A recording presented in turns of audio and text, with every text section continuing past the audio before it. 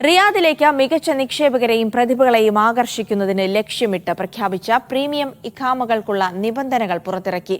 ഇഖാമയ്ക്കുള്ള യോഗ്യതയും അപേക്ഷയും premium residency portal വഴി ലഭ്യമാകും. 5 വിഭാഗങ്ങളായാണ് പ്രീമിയം ഇഖാമകൾ അനുവദിക്കുക. 5 വിഭാഗങ്ങൾക്കാണ് പുതിയ മാനദണ്ഡപ്രകാരം പ്രീമിയർ ഇഖാമകൾ അനുവദിക്കുക. സ്പെഷ്യൽ ടാലന്റ് റെസിഡൻസിയാണ് ഇവയിൽ ആദ്യത്തേത്.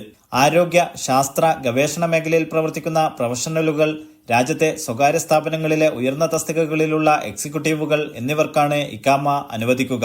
പ്രൊഫഷണലുകൾക്ക് 35,000 റിയാലും ഗവേഷകർക്ക് 14,000 റിയാലും എക്സിക്യൂട്ടീവുകൾക്ക് 80,000 റിയാലും കുറഞ്ഞ വേതനം ഉണ്ടായിരിക്കണം.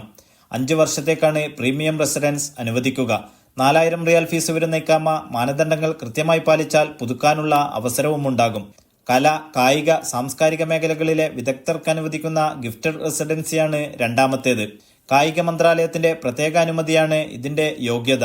4,000 റിയാൽ ഫീസ് വരുന്ന 5 വർഷ ഇഖാമയാണ് ഇതും.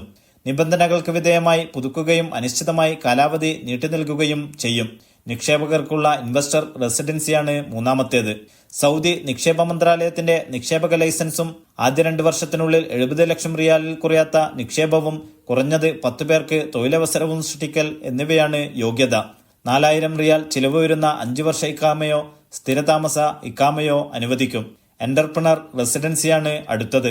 4 ലക്ഷം മുതൽ 15 ദശലക്ഷം വരെ നിക്ഷേപമുണ്ടാക്കുക, സ്റ്റാർട്ടപ്പിൽ 20% വിഹിതമുണ്ടാക്കുക, ആദ്യ വർഷം 10 പേർക്കും 2ാം വർഷം 20 പേർക്കും തൊഴിൽ സാധ്യത സൃഷ്ടിക്കുക തുടങ്ങിയവയാണ് യോഗ്യതകൾ.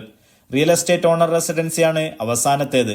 40 ലക്ഷം റിയാലിൽ കുറയാത്ത മൂല്യമുള്ള റിയൽ എസ്റ്റേറ്റ് ആസ്തി ഉണ്ടായിരിക്കുക, വസ്തു താമസ കെട്ടിടമായിരിക്കുക, വസ്തു പണയപ്പെടുത്താതിരിക്കുക തുടങ്ങിയവയാണ് ഇവക്കുള്ള നിബന്ധനകൾ.